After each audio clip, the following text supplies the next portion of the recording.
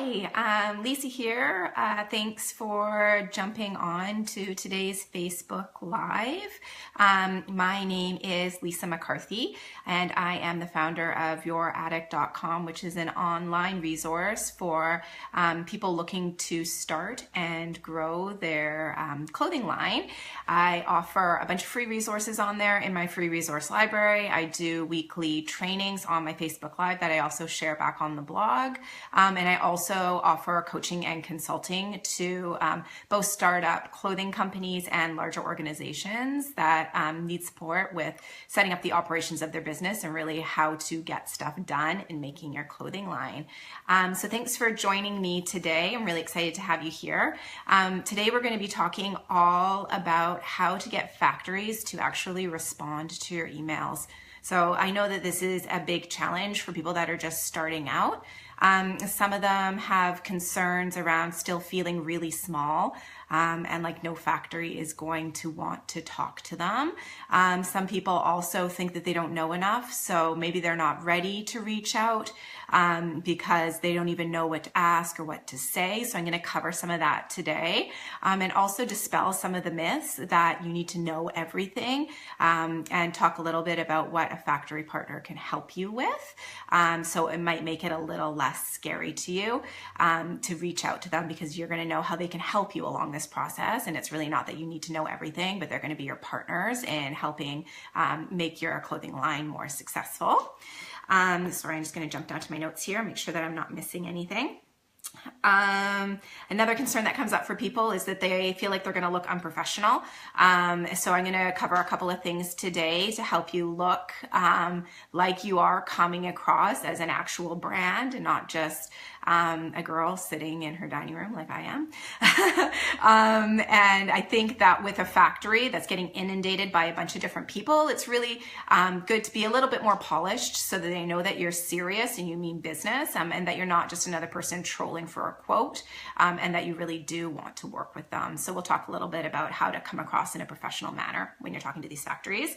The other thing that might be holding a lot of people back from reaching out to a factory is they don't know how to find them.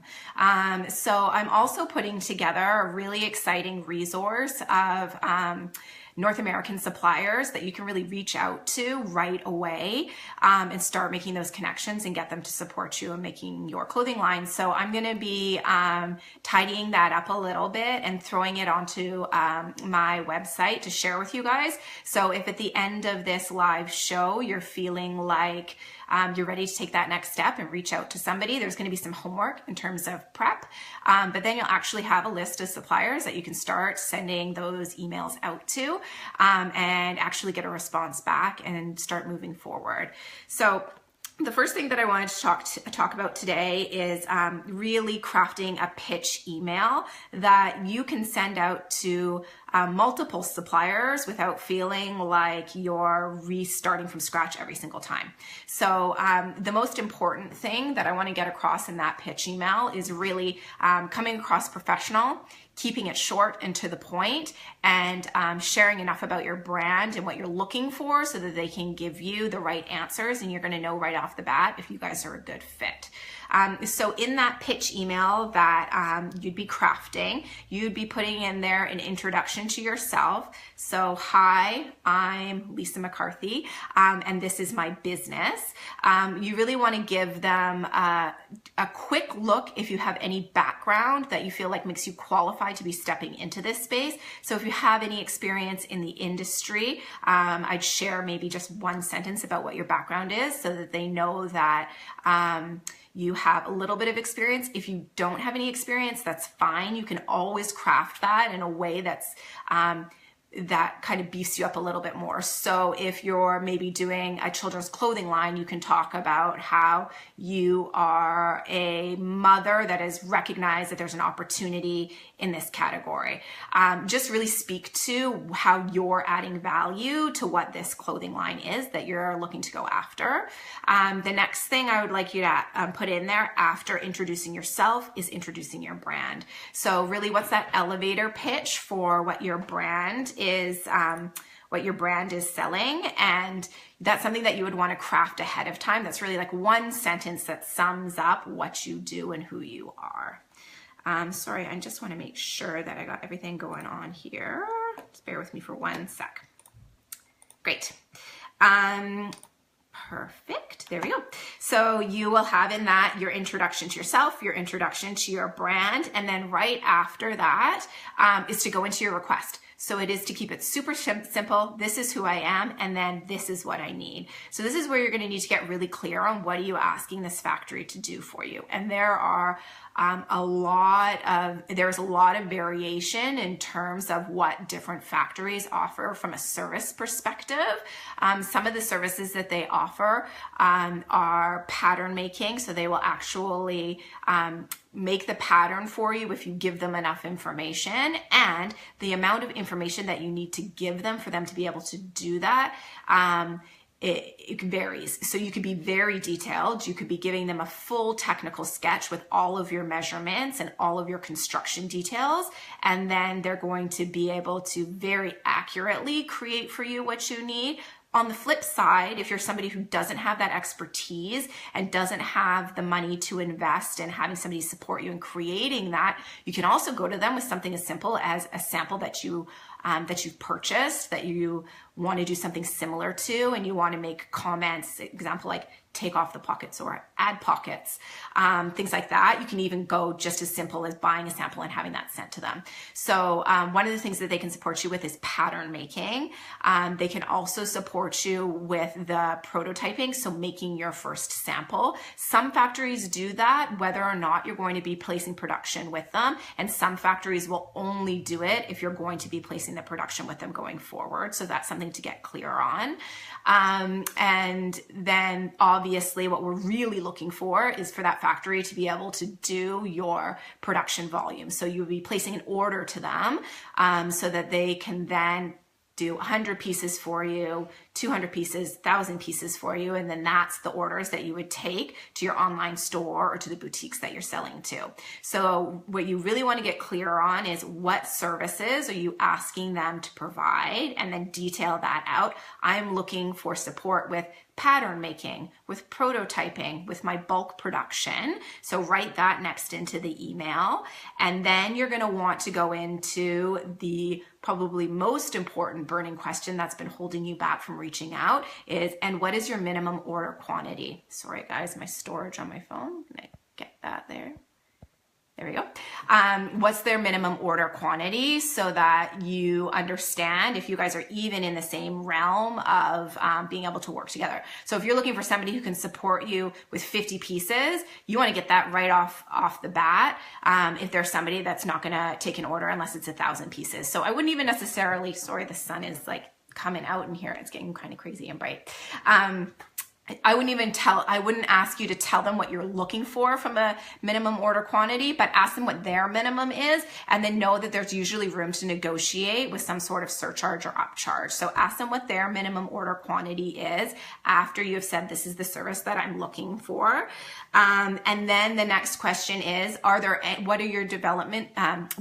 your fee structure for the services that I'm requesting? So you could ask them specifically, do you charge per pattern, or do you charge hourly for your pattern making services, or do you offer product development packages where I could pay for a full sample, or do you offer an hourly rate to make prototypes? So those are just a couple of different ways that somebody could be working. So you want to get that really, really clear so that you know if that's going to fit with the way that you work and within the budget that you have. It's also going to be good to send this out to a few different people to see what different options they provide, and be really, really clear that it's not a race to the bottom. So don't automatically pick the person that has the lowest price. If somebody is charging more for pattern making, it could very well be that they have a much more skilled pattern maker that could potentially do it for you in a faster amount of time. So they might be charging a higher hourly rate, but be able to do it for you faster because there's somebody that's very, very skilled. So just kind of weigh all of that out. Don't go for a race to the bottom, and really think about who's the best fit. Communication is huge. So somebody who's actually getting back to you and communicating is going to be really, really important. So once you have gotten through the very short email of introduction to who you are, introduction to your brand, request for services, request for MOQs, request for prices. I'm going to want you to attach onto that email a more detailed summary of, I guess it's not really a detailed summary. It's more detail about who you are and what your brand is. So this is going to be a place for you to be able to give a bit of a brand presentation and a product presentation, so that if on the initial page they look through and say, okay, yes, we can answer these questions and I want to know a bit more about what you do, this is where you would include it. So within that brand presentation, I would want you to put on there like a cover page. So you could build this in PowerPoint, you could build this in Canva if you're looking for, which is an online program, if you're looking for something that's like a little bit more graphically designed than just a standard PowerPoint presentation. If you are a designer, obviously you could be doing this in Illustrator or with InDesign or any of those, but something that really gives like a polished, more professional look than just like jamming some stuff out in an email. So your first page is like your cover page of what your brand name is. If you don't have a brand, then just like an image that really speaks to the look and the feeling of your brand. And if you're looking, not too many sidebars here, but if you're looking for inspiration for imagery, you can jump over onto my Pinterest page, which I'll link below. And I have a whole board around finding stock photography, which can really help to give you that like polished professional look before you have a product that you're spending money to photograph and all of that. It'll kind of give you something to jumpstart it a little bit. So start out with that, who you are on the first page, then go into a more detailed explanation of what your product category is. So what you're making, who you're selling for, this is where you can give a little bit more detail on your customer and your product and why you're doing what you're doing. I think it's also great for you to add in there a little bit about how you plan to sell, so that your factory will understand that you are really a business. You're not just somebody who wants to get a couple of t-shirts made because you're going to a bachelorette party, but that you're planning to sell this through an e-commerce platform, or that you're developing relationships with a certain type of niche boutique that you're going to be selling for. This is really just initial ideas on what you're planning, but speak to it in a powerful way that really conveys that you are a person who's planning on making this into a business. Then I would want you to include any additional information that you have about your team. So if you don't have a team, that's great. Just make sure that you include some information about yourself and why you're doing this. If you do have a team or do have access to people that are supporting you with your brand development, people that are supporting you with your fabric sourcing, people that are performing you with setting up your e-commerce platform, a bit of an introduction to who they are so that they realize that you do have a team of people supporting you. They're going to be more inclined to want to support you too. The next set of slides within your deck is where you're going to go into a little bit more information about your product.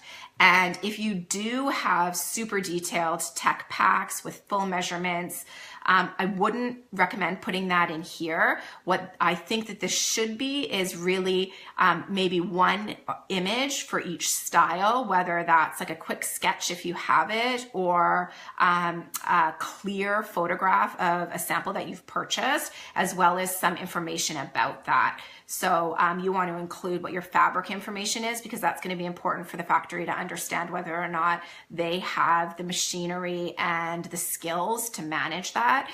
If this is just a basic t-shirt factory and you put in their evening gowns in silk chiffon, it's going to be easy for them to be like, oh, you know what, that's actually not our thing, but I can recommend so-and-so. So you're going to want to give enough detail about your product so that they know if their capabilities are a match for what you're looking for. If you do know to the level of detail of what machinery you're looking for, and I know in some cases for people that are doing swimwear or technical outerwear that requires bonding, you're also going to want to call that out, because it's going to be really important that you're finding a factory that has that's a fit for the type of product category that you're doing. And particularly if you're a small player or somebody that's just starting out, it's not like they're going to turn around and say, oh yeah, I'll go and buy all of that machinery for you. That's a huge capital investment. So you're going to want to work with somebody who already has the capabilities to do the product category that you're looking to do. I have on here estimated units, but I'm actually going to say don't include that.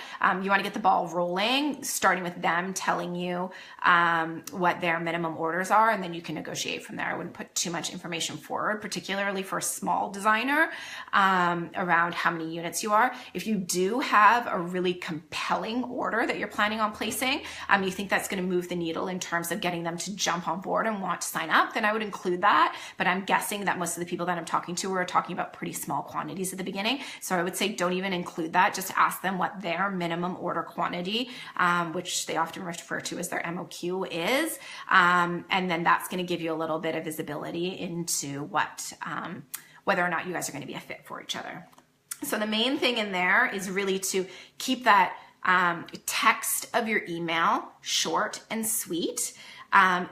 Put an attachment on there that has more detail about you, your brand, your team, and your specific product so that they can dive in deeper to understand if they need to, but they'll also be able to reply to you really quickly and say, this is our minimum. Yes, we offer that service, and get back to you really, really quickly.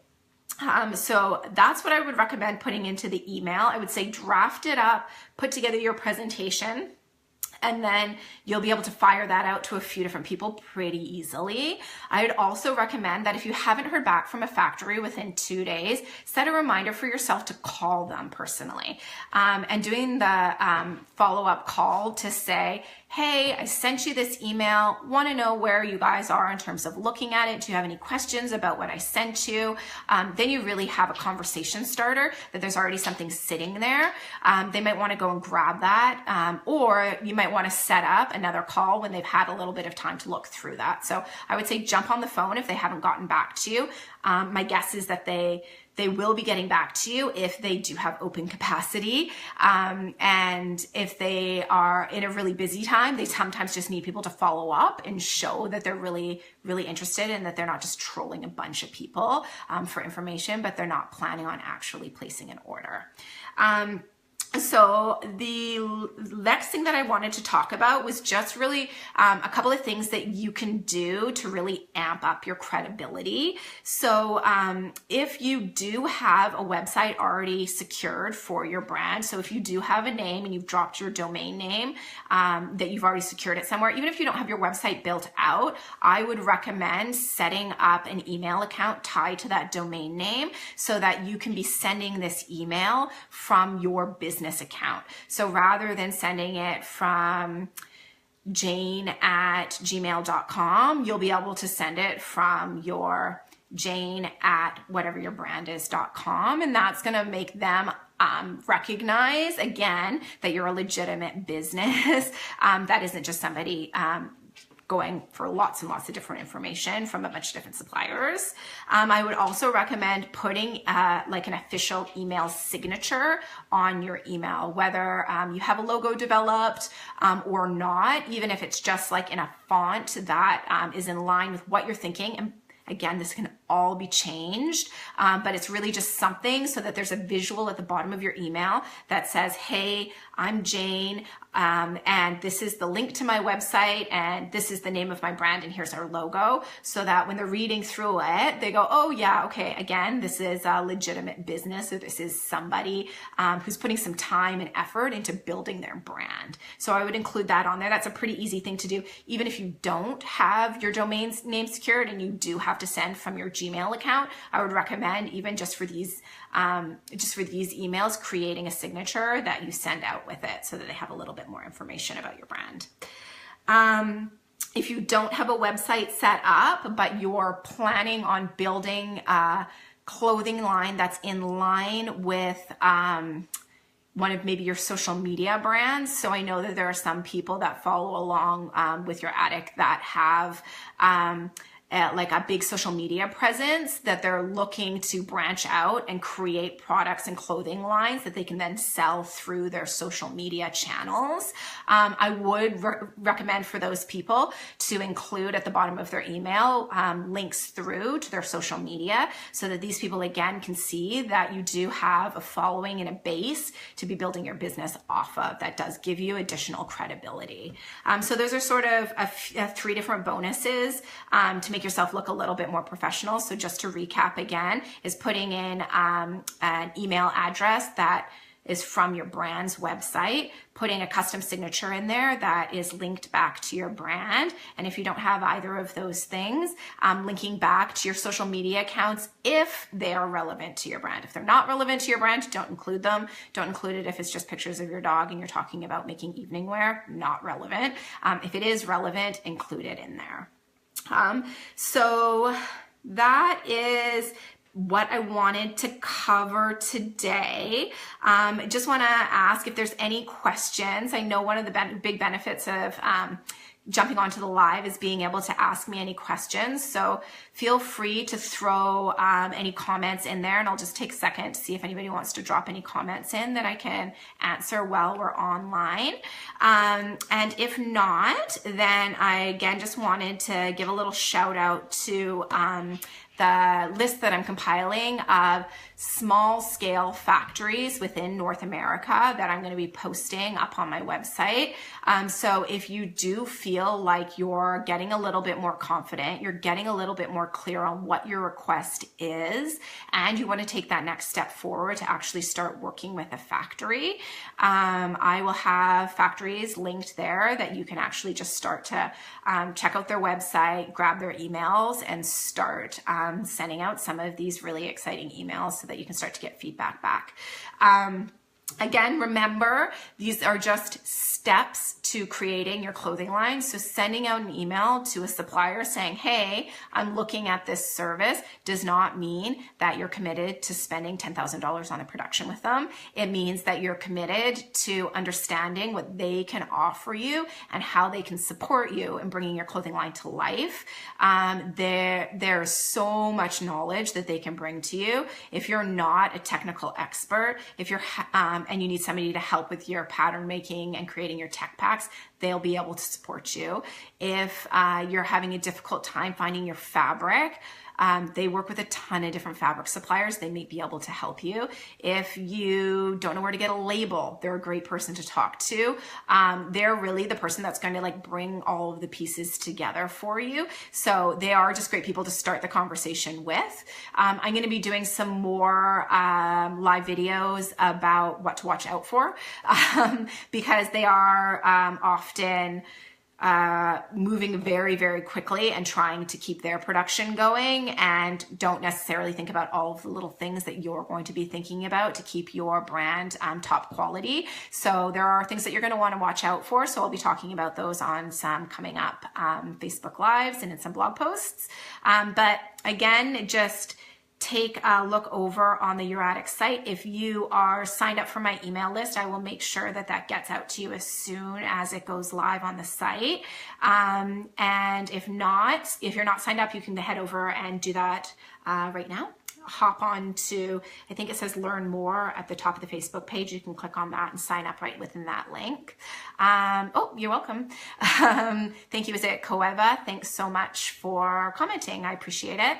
And I will be sending out that link to those factories within the next couple of days. So I hope that they help you guys out. And I really want to hear how everything's working out. So if anybody takes the leap to sending out some of these emails, pop over into our private Facebook group and let us know how it goes. We're also there for support. If you want to maybe run by your deck, if you put together your deck of this is what my brand is, this is what I'm thinking, it's a great thing to share in the book, in the group, and get feedback from other people. The more that you do and the more that you share, the more real that it becomes. So take those little steps every day, and you're going to get there to building and growing that profitable clothing line that is actually going to make you money. Thanks so much for joining me today, guys. Hope to see you next week. Have a wonderful weekend. Bye.